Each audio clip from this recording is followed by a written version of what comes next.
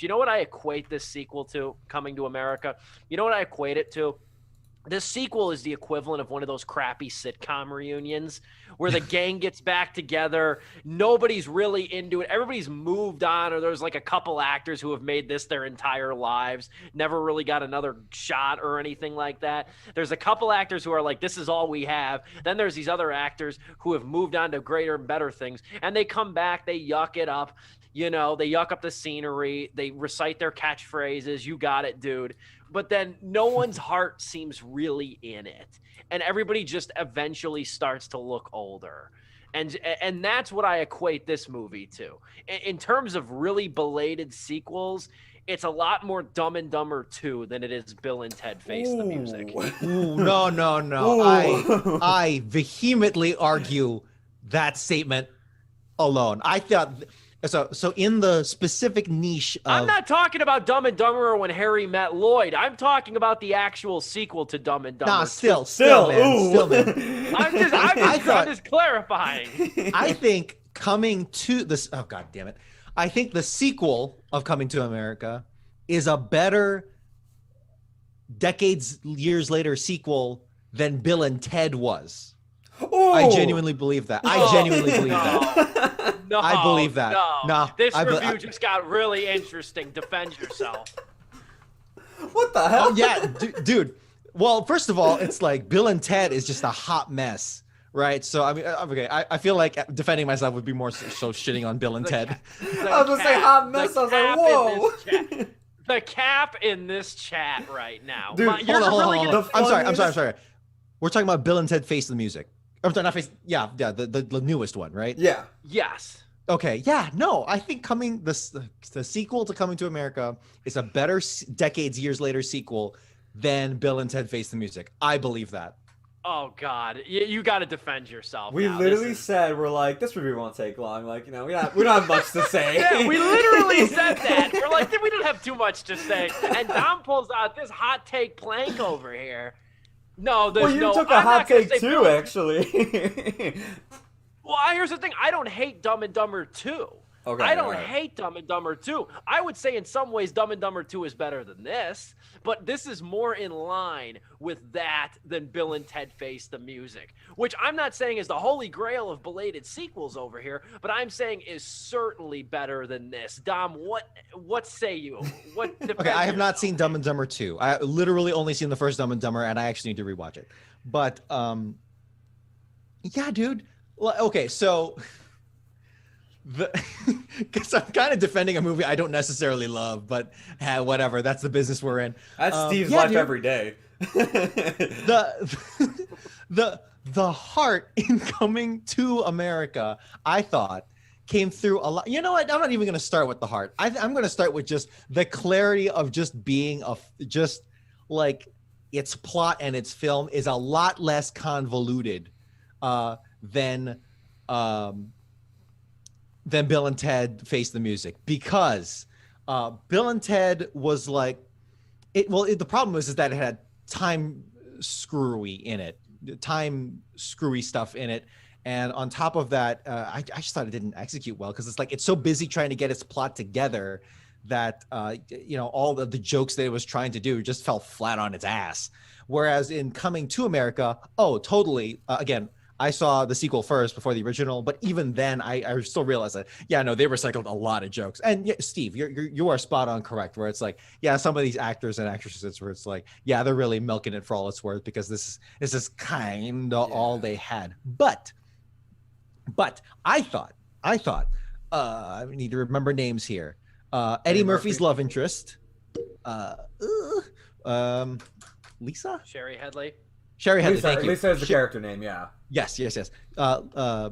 Sherry Headley actually has a more expansive role, because in the original Coming to America, not by leaps and bounds, but in the original Coming to America, she's nothing more than a trophy, one-note affection for these dueling gentlemen here, and she's like she's just meek, demure, perfect, whatever.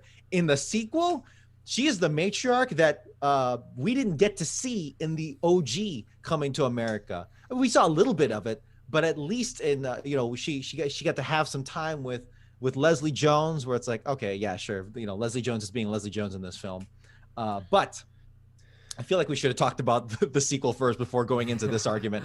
But I did like where she went. I liked where some of the character work went to. Again, I'm saying character work as if this is standout fantastic. It's really not, and it is recycled. I will definitely give it that. But I think it is. I think it's better. I think it's better than Bill and Ted Face the Music. Notice how when you like come out with that charged reaction and you say it was better than Bill and Ted Face the Music. Notice how now you're like on the defensive and you're trying to you know what I mean? You're trying to just compel yourself to say kind things. But I'll stand by it. it. No, fair. I love dissent. That makes the show great. Before we get into you, Joe, let me just say this though. Let me add on to this though. The cast here is mostly good. They have a lot of energy. Mm-hmm. Nobody, I don't think, is really grossly miscast here. But the problem is, comparing it to the original, the new characters, this is probably my biggest beef with this movie. The new characters here, they are not given compelling arcs because the narrative is so dedicated to rehashing the moments from the original. Jermaine Fowler plays Lavelle in this movie, Akeem's son. He doesn't have much of an identity, and neither does his romance, which suddenly becomes the big crux of the third act. Thank you. Because it mirrors Akeem's disobedience to the kingdom of to the land of Zamunda when he went and married Lisa of Queens. And you don't get much of an identity with him either. Like at the beginning, we're first introduced to Fowler's Lavelle character. He seems kind of like wise in a way, like wise cracking, a little savvy and everything. At least that's how I kind of perceived him when we first met him. But then he kind of shows that he really doesn't know a whole lot. Then you take him back to Zamunda, and then it's kind of like he's more bumbling. He's more of a bumbling type archetype here.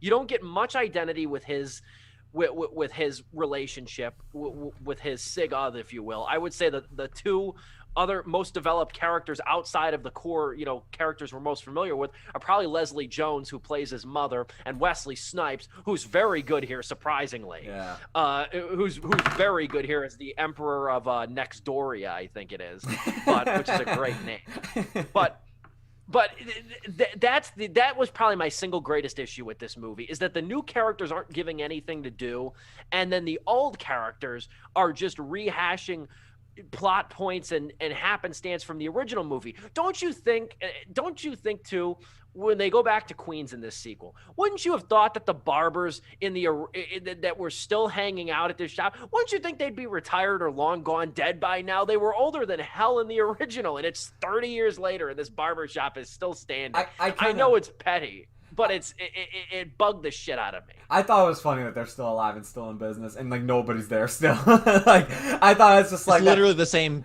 customers. I'm like, man, I feel like they just don't ever leave the barbershop unless if they're with each other. Joe, you can chime in with your thoughts. Here, I'll put in my take, and maybe somebody will disagree with me, and then we'll just have 3 different takes on what we think is a bad sequel that comes out 10 years later.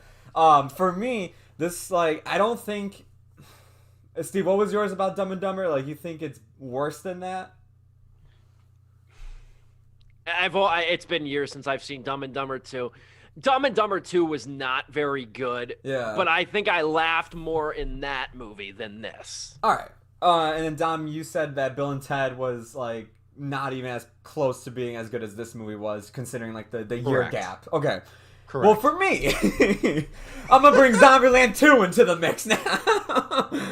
Because Zombieland 2 to me was one of the biggest disappointment sequels for me that came out recently. And I was just like... Zombieland, and I would say Zombieland 2 is better than all 3. Oh my God. I would say Zombieland 2 is better than all 3. I have not seen it, but I would actually believe it. I would actually be receptive to that argument. Okay. Go on, Joe. Here's the thing. I played it up for laughs. Zombieland 2 is actually the best of all 3. I will agree with you. So you have one side.